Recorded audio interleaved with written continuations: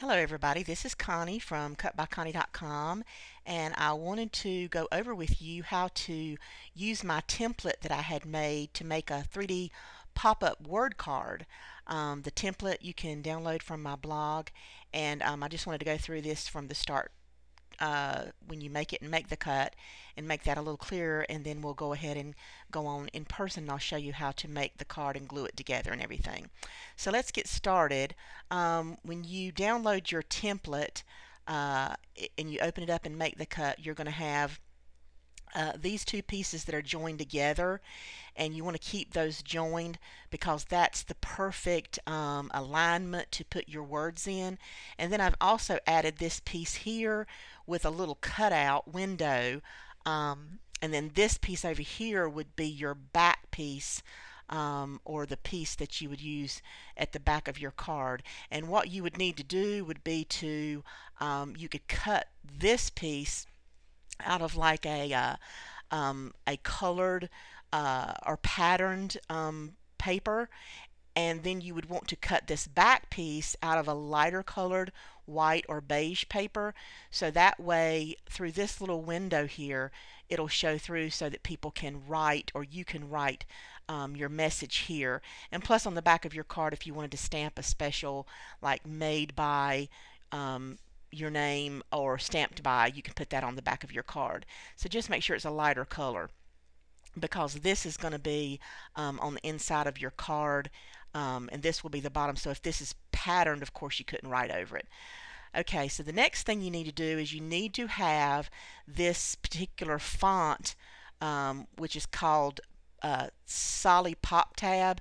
You can see this over here on the drop down window, and if you don't have that font, I've got the download link on my blog. And what you'll have to do is, if it's not in your make the cut, is you'll have to click on this little button right here and click on that, and then go to where your fonts are saved and find the font. And as you can see, I've got that. I actually named it a Solly Pop Tab. I think it's really named just Solly Pop Tab, but I added an A to the beginning so I could easily find it. And you would need to click that and then install it into your make the cut. And I think you'll have to do that each time you want to use that, so it's not like when you close make the cut out, that will disappear. And what that font looks like is this right here. And you'll see it has these little tabs at the top, and that's what's going to allow us to make it, pop out from the card. And you also need to remember that you need to always type in your words in all caps. That's very important. So I actually say that on the template. I'll remind you of that down in the notes section, that you need the Solly Pop Tab font used in all caps. And I actually have the template wording in all caps to sort of help you remember that. So I'm going to come back over here to this is where I want to start and I want to make. And what I like to do is, on your template, actually right click, like you have to choose it to make sure the arrows are around it, and then right click and say copy, and then open up a new project and paste it in that new tab, because that way you're never messing up your template. You're starting it in a new project, and then if you like, I'm going to save these, I'm making them as a note from and making them as a gift, like making a little set of 4 notes for someone. I'm going to do this for my niece, my sister, my mom, because I've got a lot of birthdays coming up in September. And then you can save it under that specific name as a separate make the cut file, but you don't ever mess up your template here that you need from the beginning. So what we first need to do is we need to type in our words. I've got my Solly Pop Tab font here. I go over here to the little font with the pencil and I double click that, and this box is going to come up asking me to add a group of characters. This auto split and vertical, you do vertical would make the letters go up and down. You don't want that. Auto split can be checked or not checked. It really doesn't matter. So I'm going to do the first one. I'm going to do is my niece Alexis, and I have my all caps button checked clicked on my keyboard so that they come up in all capital letters. And then I want to say add. All right, so here is my word. And also, when let me see if I can get that over here. When I make a lot of my make the cut files or templates, I'll have them. The visual mat is a large 24 by 12. That's just to give extra space. If you have a smaller regular Cricut 12 by 6 mat or 12 by 12, then just change that before you cut to make sure you're not off the mat.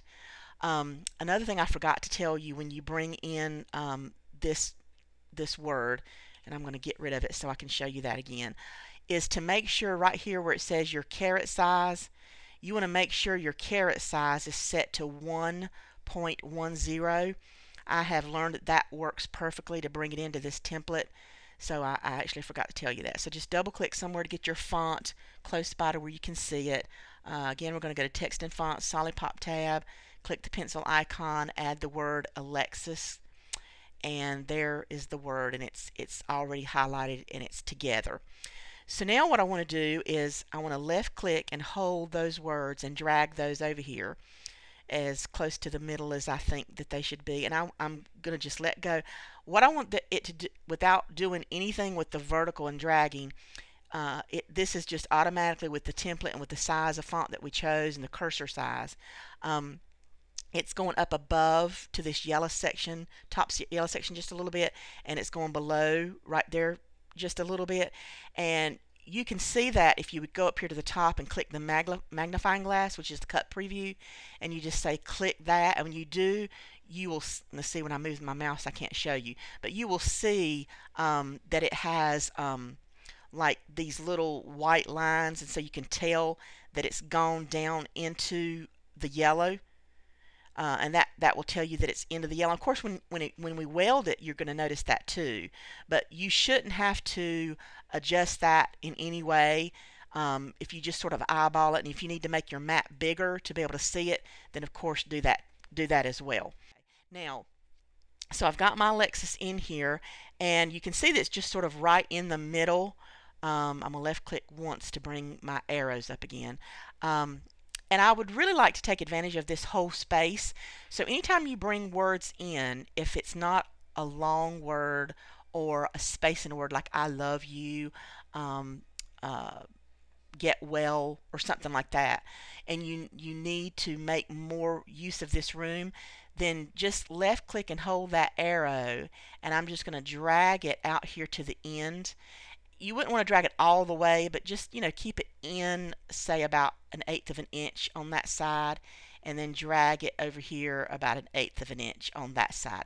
And that just makes more space, and it makes the word bigger. I don't have to do anything vertically, just horizontally. Now, another little trick to get that centered is you want to hold down your shift key on your keyboard.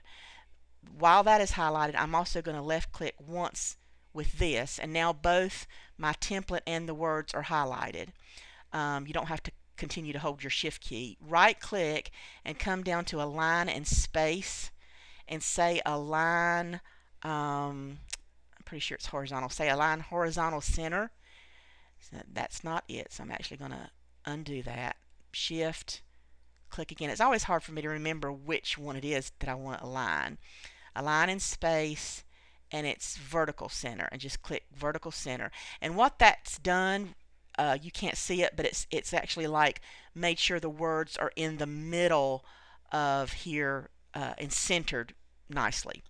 So now, while those are both already selected, I'm going to come over here to the right and click on my weld button, and that's going to weld my words to the card. And so now it's ready to go. Now over here to this right is my white piece that I'm going to cut out of white, and you'll see that it has down here at the bottom, it says a note from. You don't have to do this. I just added this in because I want to make a set of note cards for my niece, and when this will turn around backwards and go onto the back of this card, and you'll see this later when I actually make and glue the card. I want the color of this paper to show through on here. So if I would use a textured colored paper, a flowery paper, say, on the front, and it had a white background, the white's going to show through here. If it's a textured cardstock, it's going to show through. I really don't know what's going to work well until I really play with it, but I want to at least cut one of these just to see how I like it, and then if I don't like it, I can just make this plain. So now Alexis is ready to go, and it's ready to save, and it's ready for me to cut, and that's all we need to do. So I'm going to come up here to the top, and I'm going to say File, Save As, and this is going to bring up my computer, where I'm going to tell it where to save. I'm making sure it's saving on my separate drive, and I'm just going to name this highlight and name this Alexis, so I know that this is that Alexis card, and I'm going to say save. So now that's saved. Now I also want to make one for my sister and for my mom, so I'm just going to stay right here, but I'm just going to use this undo button, which makes it really easy. And then I'm just going to, Alexis is already highlighted, I'm just going to say delete. Then I'm going to come back over here to the right, push the pencil icon again, and then type in Janet, because that's my sister. I'm going to say add. And like I said, it makes it the right size. You just want to come over here and center it as best you can. There again, you want to check by clicking the preview button just to make sure you're seeing the little bit of white and white at the bottom of that. That's just telling you that it's overlapped. Again, I'm going to drag it over just to take more advantage of that space. And then I'm going to hold my shift key, left click the template at the same time. I'm going to right click, come down to align in space, align vertical center. That gets it in the middle. It's already selected. Come to the right and click Weld again. So now I've got my Janet saved. Computer's acting funky. Okay, then I'm just going to come back to the same file. I've got one more to make. I'm going to say undo and delete the Janet. Right click somewhere on my mat, and then come in and change the word to Carol, or the name to Carol, because that's my mom. Say add, bring Carol over here, and once you do this a couple times, it really gets pretty fast. I'm looking at the top and the bottom to make sure it's attached, dragging this to make it a little larger, holding my shift key, left clicking the template, right clicking, align in space, align vertical center, make sure that's in the middle. It's already magic selected. Then I'm going to weld, and now the Carol card is ready to go. And then I just need to save this one, save as, and then I'm highlighting and changing that to Carol, saving it as a make the cut file. So now I've got those saved, and then now I'm ready to go back to my Cricut and cut these, and I'll go back there and turn my camera on, and we'll make a video and show you after I've got those cut and how to put those together and how to score that.